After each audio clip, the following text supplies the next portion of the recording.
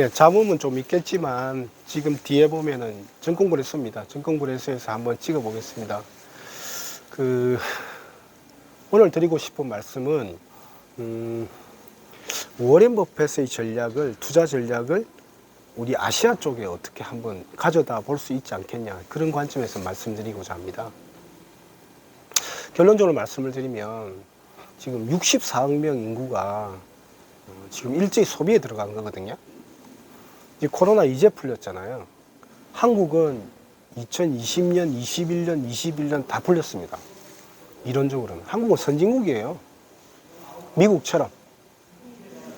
그런데 지금 이런 중국이라든지 뭐 인도라든지 베트남 같은 경우는 이제 풀린 거거든요. 이제. 그렇기 때문에 64억 명 인구가 일제히 소비에 들어가는 지금 시점이 지금 보면은 기초소재, 뭐 화학 같은 경우, 철강 같은 거에 최저점이지 않느냐, 이제 그렇게 생각이 드는 겁니다. 그래서 화학과 철강 기업들 지금 이제 그러니까 2020년 수준까지 이렇게 떨어져 있거든요. 이렇게 떨어져, 올라갔다가 쭉 떨어졌어요. 이렇게. 그런 기업들은 지금 현재 제가 볼 때는 관점을 좀 좋은 관점, 긍정적인 관점을 해도 좋지 않겠냐 보고 있습니다. 왜냐하면 매출액 대비 시가총액이 너무 낮아요. 그런 게 결론이고요. 첫 번째, 워렌 버핏의 예를 들면 뭐냐면은 2020년에 코로나가 터졌을 때 투자의 대가시죠. 미국의 투자의 대가인 워렌 버핏이 옥시덴탈 페트롤리움이라는 기업을 샀습니다. 옥시덴탈 페트롤리움이 뭐 하는 기업이냐면은 석유 개발 기업이에요. 그런데 워렌 버핏은 한 10년 동안 중국의 전기차 배터리 기업인 중국의 BYD를 들고 있던 2대 주주입니다. 그러니까 전기차를 잘 안다고 봐야 돼요. 중국의 전기차를 잘 알고 있는 그런 분인데 그걸 샀단 말이에요. 그런데 그걸 들고 계시는 분이 왜 석유 개발이라는 그런 회사를 샀을까요?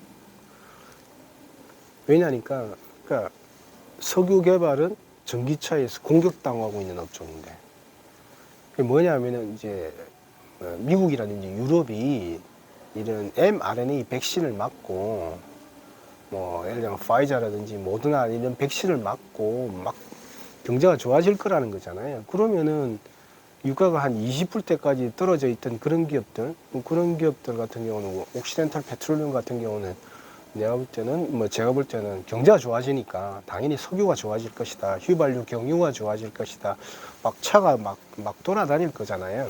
그러니까 그걸 산 거죠. 주가가 얼마나 올랐습니까? 8배 올랐어요. 8배. 그 지금 현재 지분율이 약 25%대까지 올라간 거예요. 제로에 있다가. 근데 이제 엑슨모빌이나 쉐보론을 안 살았던 이유는 오히려 그런 초대형주보다는 중형주, 대형주 사이가 좋다는 거죠. 워렌 버핏의 개념으로 보면. 그건 레버리지라고 그러잖아요. 주가가 올라가는 속도가 훨씬 높아졌기 때문에 샀다. 그러니까 결론적으로 말씀을 드리면 워렌 버핏은 미국이 백신을 맞아서 좋아질 것이라는 그런 기대감으로 옥시덴탈 페트롤리움을 샀는데 그게 적중했다는 거예요. 그것도 기초 소재를 산 거예요. 석유, 그걸 산 거예요. 전기차도 들고 있으면서, 전기차 배터리도 들고 있으면서 석유를 잘 한다는. 왜? 이머징 쪽은 아직까지는 계속해서 석유 시장이 계속 석유화학 시장이라는 거죠. 64억 명 인구는. 그다음에 예를 들면은 뭐 선진국이 특히 또 그것도 있지만 선진국이 특히 좋아지는 그런 점이 있으니까. 자, 그럼 돌아가서 보면은 이 14억 명이 원래 이제 제일 먼저 풀렸다. 그래서 석유의 시대가 그래도 지지 않았다. 계속해서 활성화될 것이다. 뭐 전기차하고 병존하겠죠. 그러니까 옥시덴탈 페트롤을 샀다 이거야. 그러면 이제 이것을 이제 아시아에 지금 현재 대응을 해보면 아시아가 지금 경제가 최악 아닙니까? 오히려 이제 선진국이 올라가면서 오히려 금리를 올리는 단계에 들어갔는데 아시아는 금리를 못 올리고 있잖아요. 왜? 경제가 안 좋잖아요. 그런데 오히려 보면 아시아에서 생산을 안 했기 때문에 미국이나 유럽이 고물가예요. 고금리고. 그리고 64억 인구가 지금 이제 이머징인데 78억 중에서 14억이 선진국, 64억이 이머징이에요. 근데 이머징 국가가 이제 코로나에서 풀려서 지금 소비와 생산이 급증하는 단계에 들어간 거예요. 그러니까 64억 인구에 주목하는 그런 기업이 뭘까? 소비와 생산을 막 일어나고 있을 때 제일 많이 올라갈 수 있는 기업이 뭘까? 저는 기초소재라 보는 거예요. 그래서 화학과 철강이다 보는 거예요. 근데 지금 현재 가격을 체크해 보니까 화학과 철강 가격이 바닥에서 올라가고 있다는 거예요. 화학과 철강 가격을 보면 주식에 대해서 긍정적인 관점을 가져야 되죠. 근데 잘 안 움직여서 올라가다 말한 거예요. 가격은 다 계속 올라가고 있는데. 합성 고무 같은 경우는 거의 뭐 절반 이상 올라가 버렸어요. 타이어의 원료죠. 자동차가 된다는 거거든요. 이머징 쪽에. 그래서 64억 인구가 소비와 생산이 일제히 증가한다. 그럼 무엇에 대한 관심을 가져야 될까? 저는 그렇게 봐요. 워렌 버핏의 관점을 보면은 제가 볼 때는 화학과 철강 기업, 아시아와 화학과 철강 기업을 보는데 중국 기업보다도 우리 한국 기업들이 더 타격을 많이 받았어요. 작년 4분기, 3분기 때. 왜 그러냐? 일단 코로나에 잠겼지만 중국은 내수는 써야 될 거 아닙니까? 그러면 중국 기업부터 먼저 돌리는 거예요. 그리고 수입을 받게 돼 있어요. 그죠? 근데 수입이 주요 원천지가 어딥니까? 한국이라는 거죠. 그러니까 한국 물량부터 먼저 줄이고 중국은 계속 돌리고 한국 물량 줄이는 거예요. 근데 지금은 확 풀리게 되면 소비가 많이 늘어날 거 아닙니까? 중국뿐만 아니라 인도, 베트남 전체가 늘어나는 거예요. 그러면은 가장 수출 지향적인 국가에서 가장 활성화될 수가 있는 거예요. 레버리지가 높다 그러잖아요. 올라간 폭이 높은 거예요.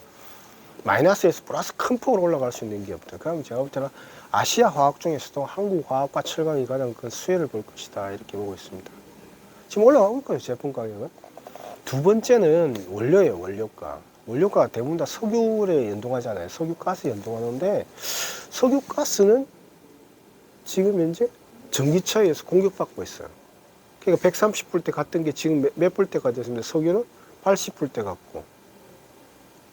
그 다음 미국 가스 가격은 지금 3불대 정도. 3불이면 유가로 환산하면 한 30불대밖에 안 되거든요. 그러니까 원가는 확 낮아져 있는 상태에서 지금 제품가가 올라가고 있는 거예요.